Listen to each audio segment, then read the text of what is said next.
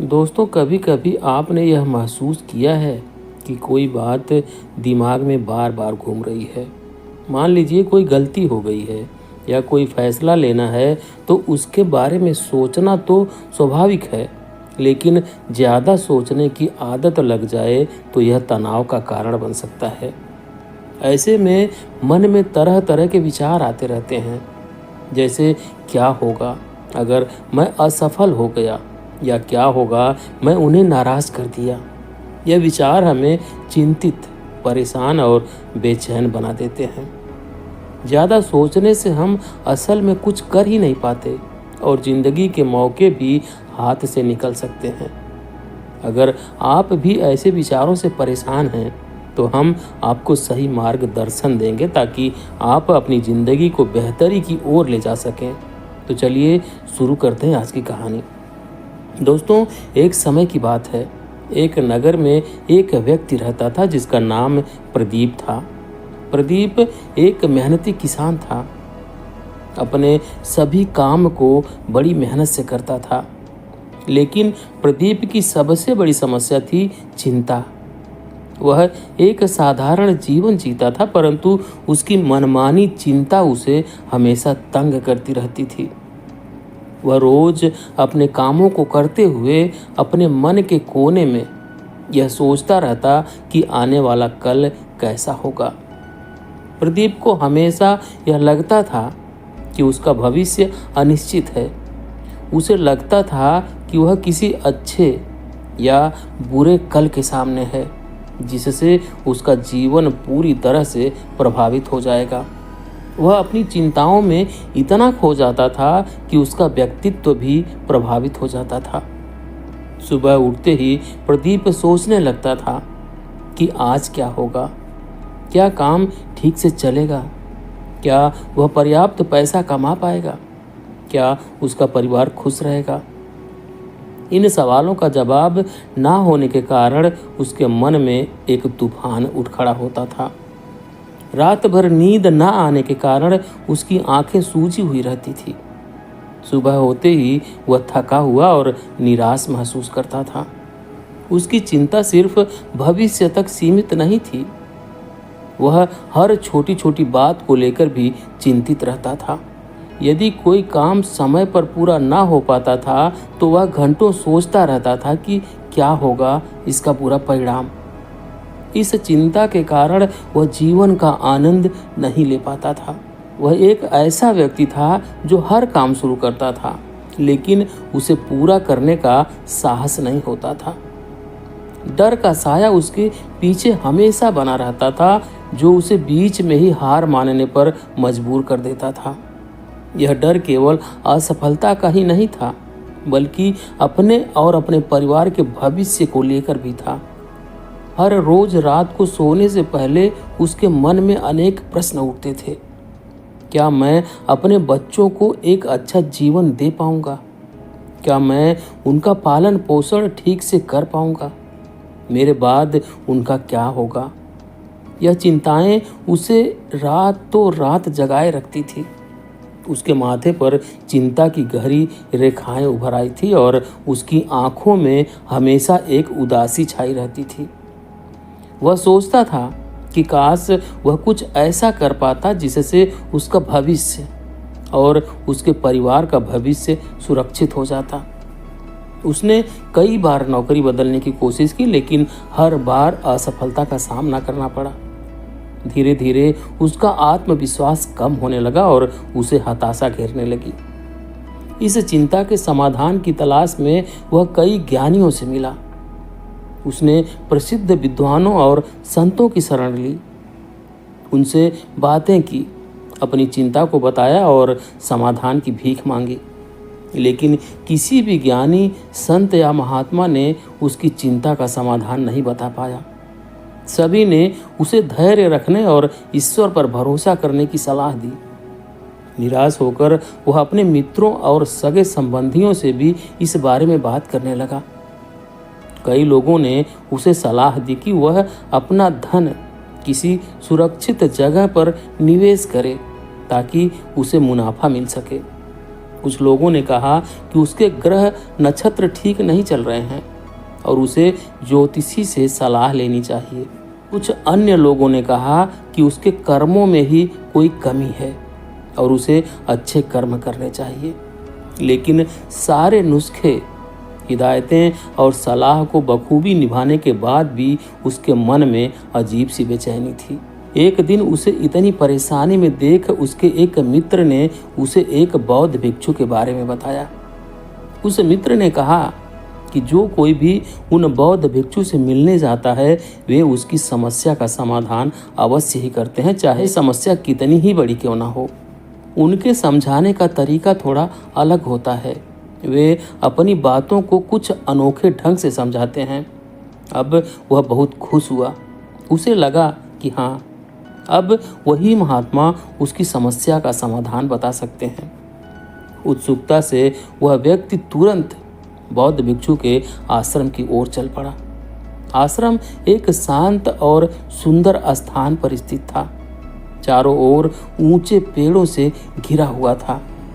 जैसे ही वह आश्रम के द्वार पर पहुंचा, उसने एक शांत और पवित्र वातावरण महसूस किया। उसने धीरे से दरवाजा खटखटाया और अंदर प्रवेश किया। वह बौद्ध भिक्षु एक स्थान पर बैठकर ध्यान कर रहे थे। जैसे ही प्रदीप प्रवेश करता है, वह बौद्ध भिक्षु आंखें खोलकर प्रदीप की ओर देखते हैं। तभी प्रदीप जाकर उन बौद्ध भिक्षु के चरणों में गिर जाता है और कहता है, हे महात्मा, मैंने आपके बारे में बहुत सुना है। लोग आपकी प्रशंसा करते थकते नहीं हैं। मैंने यह भी सुना है कि जो भी आपके पास अपनी समस्या लेकर आता है, आप उसका समाधान उसे अवश्य देते हैं। हे महात्मा, मेरी हाथ जोड़कर आपसे एक विनती है। मेरी भी एक समस्या है। मुझे अपने आने वाले कल की चिंता है। मैं चाहता हूँ कि मेरे बच्चे और परिवार सुरक्षित रहें और उनका भविष्य सुरक्षित रहे। मैं अपने भविष्य की चिंताओं में अपना सारा समय गुजार देता हूँ। मुझे डर लगता है। भविष्य के बारे में सोच सोचकर मेरे मन में अनेक प्रश्न उठते हैं। क्या मैं अपने बच्चों को एक अच्छा जीवन दे पाऊंगा? क्या मैं उनका पालन पोषण ठीक से कर पाऊंगा? मेरे बाद उनका क्या होगा? यह चिंताएं मुझे रातों रात जगाए रखती हैं। अगर आप इसका समाधान कर देंगे तो आप जो चाहेंगे मैं आपको वह देने को तैयार हूँ। फिर भले ही मुझे कर्ज क्यों न लेना पड़े। प्रदीप की बात सुनकर वह बौद्ध भिक्षु मुस्कुराते हैं और कहते हैं, बेटा, धन दौलत से मेरे मन को कोई संतोष नहीं मिलता। मुझे यह सारी चीज़ें नहीं चाहिए। मैं तुम्हारी समस्या का हल तभी निकाल सकता हूँ जब तुम मेरी बातों पर गंभीरता से ध्यान दोगे। जब तक तुम मुझ पर भरोसा नहीं करोगे, मेरी मदद भी तुम्हारे काम नहीं आ सकती। अगर तुम्हें मुझे कुछ देना ही है तो मैं तुम्हारा समय चाहता हूँ। क्या तुम मेरे लिए समय निकाल सकते हो ताकि मैं तुम्हें समझा पाऊँ कि तुम क्या गलती कर रहे हो? यह सुनते ही प्रदीप की आंखों में आशा की किरण चमक उठी और वह तुरंत ही बौद्ध भिक्षु से बोला कि हे गुरुदेव, मैं आपको अपना समय देने के लिए तैयार हूँ। आप जो कहेंगे मैं वह करूँगा। बस मेरी समस्या का समाधान दे दीजिए। बौद्ध भिक्षु प्रदीप की निश्चित दृढ़ता को देखकर प्रसन्न हुए और बोले, बेटा, मुझे तुम्हारे 7 दिन का समय चाहिए और इन 7 दिन तुम्हें मेरे इस आश्रम में रहना होगा। जैसा मैं कहूँगा ठीक वैसा ही करना होगा। क्या तुम तैयार हो? प्रदीप थोड़ा सोच में पड़ गया। उसके दिमाग में यह ख्याल आया कि अगर वह 7 दिन तक बौद्ध भिक्षु के साथ रहेगा तो उसका काम कैसे चलेगा, उसके घर के खर्चे कैसे पूरे होंगे और सबसे ज़रूरी बात, उसकी पत्नी यह सुनकर क्या कहेगी। लेकिन उसे समाधान भी चाहिए था। प्रदीप ने सोचा, अगर मैं अपनी पत्नी से कहूँ कि मुझे अपनी समस्या का समाधान ढूंढकर बेहतर इंसान बनना है और इसके लिए मुझे 7 दिन इन बौद्ध भिक्षुओं के साथ रहना होगा, तो अवश्य ही उसकी पत्नी उसे बौद्ध भिक्षु के साथ रहने की इजाज़त दे देगी। और वैसे भी मेरी ज़िंदगी से बस 7 दिन ही तो हैं। लेकिन अगर मैं इस समस्या का समाधान नहीं ढूंढ पाया तो यह चिंता मुझे जीवन भर परेशान करेगी। उसने सोचा कि वह इस समस्या का समाधान ढूंढने के लिए 7 दिन समर्पित कर सकता है। काफी सोच विचार के बाद वह बौद्ध भिक्षु से कहा, ठीक है गुरुदेव, मैं आपको 7 दिन देने के लिए तैयार हूँ, लेकिन इसके पहले उसे अपनी पत्नी को यह सब बताना होगा ताकि वह परेशान ना हो। इस पर बौद्ध भिक्षु कहते हैं, जरूर बेटा, तुम मुझे कल इसी जगह फिर पाओगे। घर लौटकर पति ने अपनी पत्नी को सारी बात बताई। पत्नी को सुनकर दुख हुआ, लेकिन वह अपने पति के प्यार और उसे हो रही तकलीफ को समझ गई। उसने अपने पति को हौसला दिया और कहा, चिंता मत करो, मैं तुम्हारे साथ हूँ। अगले दिन बौद्ध भिक्षु ने उस व्यक्ति से कहा, आज से 7 दिन तक तुम्हें एक भिक्षु की तरह जीवन जीना है। तुम्हें उनके जैसे कपड़े पहनने होंगे, आश्रम में उनकी तरह साफ सफाई करनी होगी और भिक्षा के लिए गांव में जाकर भिक्षा मांगकर लाना होगा। लेकिन एक बात का ध्यान रखना, हर काम करने से पहले अपने मन में यह विचार करना होगा कि यह काम कैसा होगा, क्या मैं इसे पूरा कर पाऊंगा? अगर हाँ, तो कितनी बखूबी से, और यह काम खत्म होने के बाद क्या परिणाम होगा, यह सोचकर ही हर काम करना होगा। प्रदीप थोड़ा घबराया हुआ था। भिक्षु का जीवन बिल्कुल नया अनुभव था, लेकिन प्रदीप ने बौद्ध भिक्षु की बातों को स्वीकार कर लिया। उसे लगा यह 7 दिन आसानी से कट जाएंगे। आखिर थोड़े कपड़े धोने, झाड़ू लगाने और भिक्षा मांगने में क्या है? वह मन ही मन सोच रहा था कि यह तो रोजमर्रा के काम हैं, जिन्हें मैं वैसे भी घर पर करता हूँ। इसमें क्या मुश्किल है? उसने आश्रम के वस्त्र पहने, झाड़ू उठाया और आश्रम की सफाई शुरू करने के लिए तैयार हो गया। उसने अपने मन में बौद्ध भिक्षु के शब्दों को दोहराया। उसने सोचा, यह झाड़ू लगाना इतना कठिन है? बिल्कुल नहीं। क्या मैं इसे पूरा कर सकता हूँ? हाँ, आसानी से। मैं इसे और भी बेहतर कैसे कर सकता हूँ? धीरे से और ध्यान से झाड़ू लगाकर यह सुनिश्चित करते हुए कि कोई कोना ना छूटे। इस काम को पूरा करने का क्या परिणाम होगा? आश्रम स्वच्छ होगा और रहने में अच्छा लगेगा। और फिर उसने आश्रम की सफाई शुरू कर दी। जब सब्जियां काटने का समय आया, प्रदीप ने महात्मा से कहे अनुसार मन में विचार किया कि यह काम कैसा होगा और इसका परिणाम क्या होगा। कुछ देर सोचने के बाद उसने यह यकीन बिठाया कि यह काम आसान होगा। वह अपने घर में ही अक्सर सब्जियां काटता था और उसे लगा कि इसमें ज़्यादा मुश्किल नहीं है। उसने सोचा कि थोड़ी मेहनत और सावधानी से सब्जियां काटने से सबको खुश करना संभव होगा। इस काम के बाद वह आश्रम के रसोई में मदद करने का आनंद लेगा, जिससे सबको समय पर और स्वादिष्ट भोजन मिल सकेगा। प्रदीप को यह अवसर अन्यों की सेवा करने का एक सुंदर मौका प्रदान करेगा और उसे खुशी होगी कि उसने इस काम में योगदान किया। जब भिक्षा मांगने का समय आया तो प्रदीप ने मन में सोचा कि कैसा होगा भिक्षा मांगना। उसने खुद से पूछा कि क्या यह कठिन होगा? फिर प्रदीप ने सोचा कि भिक्षा मांगने में क्या कठिनाई है।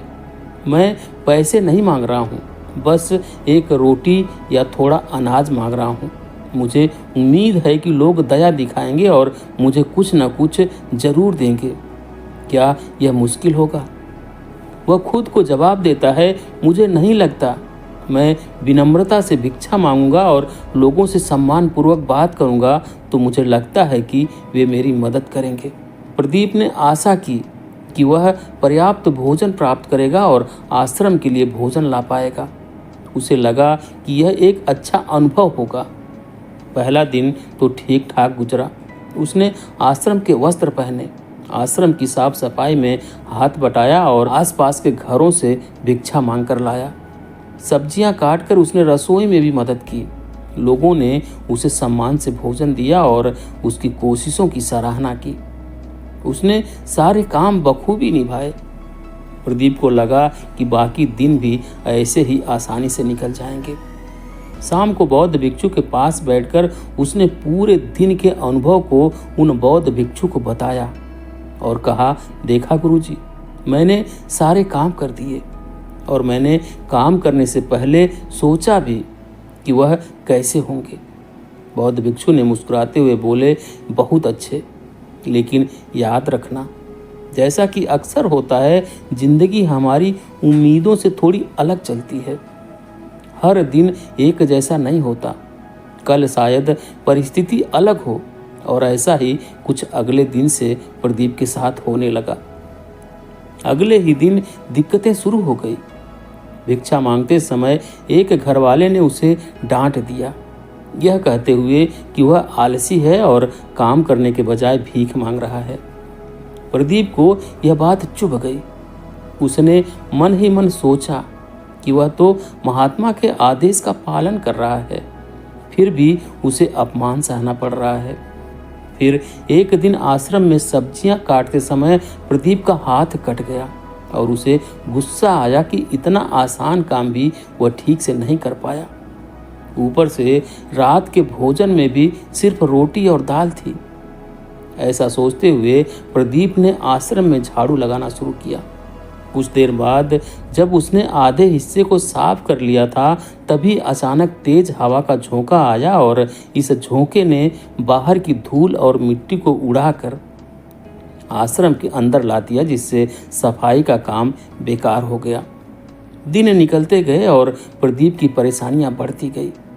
उसे जमीन पर सोने की आदत नहीं थी। उसकी पीठ में दर्द होने लगा। ध्यान के दौरान उसका मन भटकता रहता।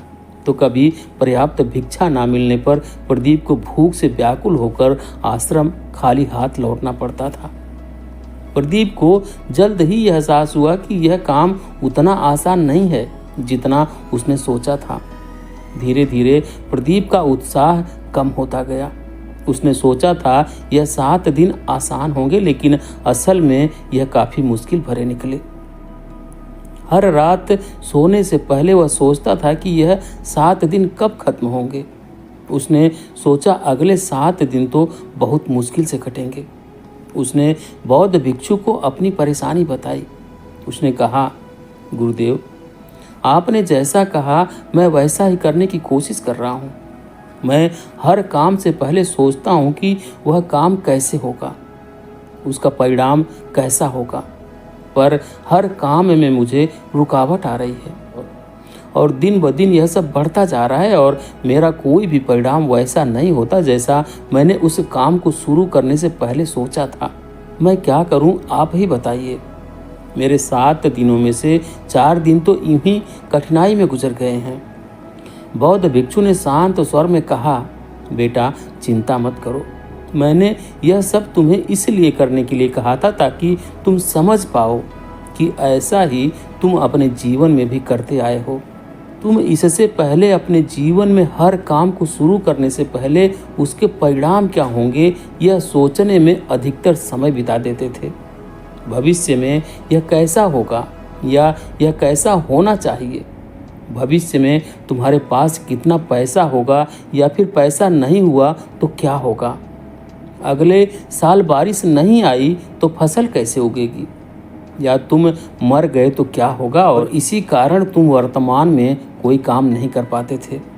लेकिन असली बात तो ये है कि वर्तमान ही तुम्हारा भविष्य बनाता और बिगाड़ता है, और तुम तो उन भविष्य के भूतों के बारे में सोच कर डर रहे हो जो असल में तुम्हारे हाथ में है ही नहीं।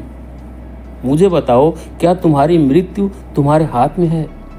प्रदीप उन बौद्ध भिक्षु से कहता है, नहीं गुरुदेव। बौद्ध भिक्षु प्रदीप से फिर पूछते हैं, क्या बारिश का ज़्यादा या कम गिरना तुम्हारे हाथ में है?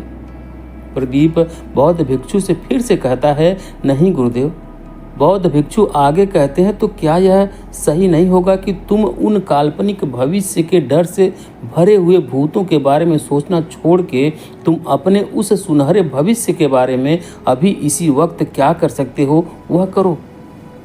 प्रदीप बौद्ध भिक्षु के इस ज्ञान को समझते हुए बड़े ही गंभीर तरीके से बातों को अपने अंदर सीखता है और कुछ देर शांत रहने के बाद बौद्ध भिक्षु से पूछता है, तो क्या गुरुदेव आप यह कह रहे हो कि मैं भविष्य के बारे में सोचना छोड़ दूं, कोई लक्ष्य ना रखूं अपने जीवन में? ऐसे तो मेरे जीवन का कोई अर्थ नहीं रह जाएगा। इस पर वह बौद्ध भिक्षु जोर जोर से हंसते हुए कहते हैं, बेटा यह तो बेवकूफ़ी होगी। अगर तुम लक्ष्य ही नहीं रखोगे अपने जीवन में तो तुम्हें कैसे पता चलेगा कि किस दिशा में अपने कार्य करने हैं, किन जगहों पर अपनी शक्ति खर्च करनी है। आगे वह बौद्ध भिक्षु कहते हैं कि इस दुनिया में हर किसी को भविष्य के बारे में सोचना चाहिए, लेकिन यह भी याद रखो कि भविष्य के बारे में तुम सिर्फ इसलिए सोच रहे हो ताकि तुम अपनी दिशा तय कर सको, एक लक्ष्य बना सको, ताकि तुम्हें पता हो कि तुम्हें कहाँ जाना है या क्या बनना है। लेकिन अगर तुम बस उसी के बारे में सोचते रहने की भूल करोगे और वर्तमान में उस लक्ष्य को पाने के लिए कुछ भी नहीं करोगे तो तुम्हारे जीवन में निराशा और दुख के सिवाय कुछ नहीं बचेगा। और इसीलिए अब से तुम्हारे 7 दिनों में से बाकी के 3 दिन तुम हर काम अब इस नए ज्ञान को ध्यान में रखते हुए करना। अब से तुम्हें कोई भी काम करने से पहले बस अंतिम परिणाम तय करना है और उसके बाद उस लक्ष्य तक पहुंचने के लिए जो भी करना पड़े तुम्हें वह करना है। जैसे कि अगर कोई तुम्हें भला बुरा कह रहा है तो तुम्हें अपने मन को शांत करके यह समझना है कि लोग खुद भी परेशान होते हैं अपनी ज़िंदगी में। वह इतना गुस्सा बस तुम्हें देख कर नहीं हुए हैं।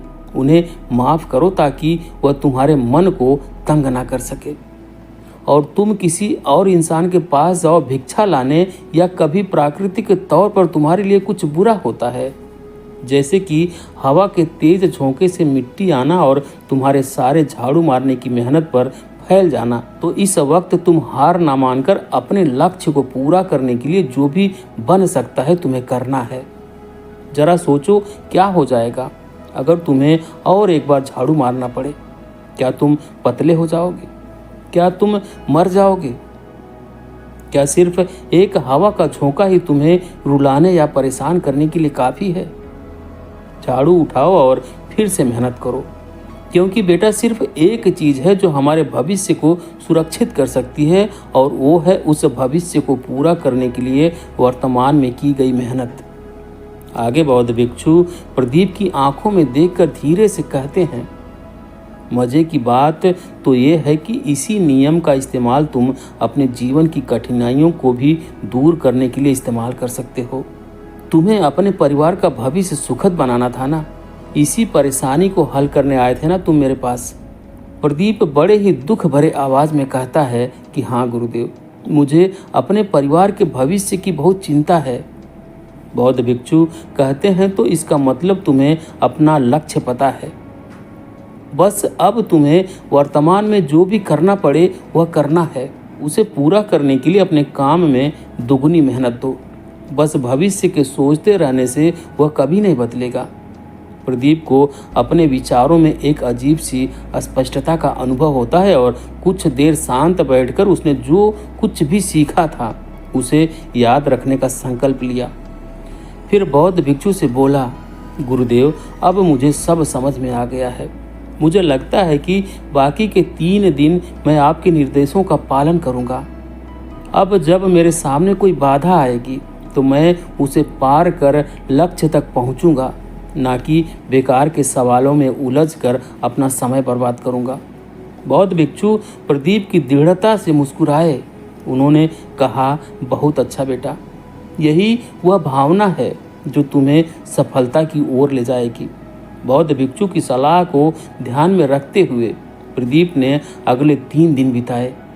रास्ते में वाकई कई कठिनाइयाँ आई। कभी हार मानने का मन होता, कभी रास्ता भटकने का डर लगता, परंतु उसने बौद्ध भिक्षु के शब्दों को याद रखा। उसने सीखे हुए कौशल का प्रयोग किया और दृढ़ता के साथ हर चुनौती को पार किया। धीरे धीरे प्रदीप को यह एहसास हुआ कि भविष्य की चिंता करना व्यर्थ है। जो करना है अभी करना है। लक्ष्य तक पहुंचने के लिए हर पल को सही से इस्तेमाल करना चाहिए। बौद्ध भिक्षु को प्रणाम करते हुए प्रदीप ने कहा, हे महात्मा, आपका बहुत बहुत धन्यवाद। आपकी सीख ने मुझे भविष्य की फिक्र से मुक्त कर दिया। अब मैं जानता हूँ कि वर्तमान में जीना ही सबसे महत्वपूर्ण है। प्रदीप ने बौद्ध भिक्षु से आज्ञा लिया और वापस अपने जीवन की ओर चल पड़ा। 3 दिन बाद जब प्रदीप वापस घर लौटा तो वह पहले से बिल्कुल अलग इंसान था। उसके चेहरे पर एक शांति थी जो पहले कभी नहीं देखी थी। अब वह हर पल का आनंद लेने के लिए तैयार था। तो दोस्तों, ये थी आज की कहानी। आपको कैसी लगी कमेंट करके ज़रूर बताएं। वीडियो को लाइक करें, शेयर करें। चैनल पर नए हैं तो चैनल को सब्सक्राइब करें, बेल आइकन भी प्रेस कर लें ताकि आने वाली सभी वीडियो का नोटिफिकेशन सबसे पहले आपको मिले। वीडियो देखने के लिए बहुत बहुत धन्यवाद।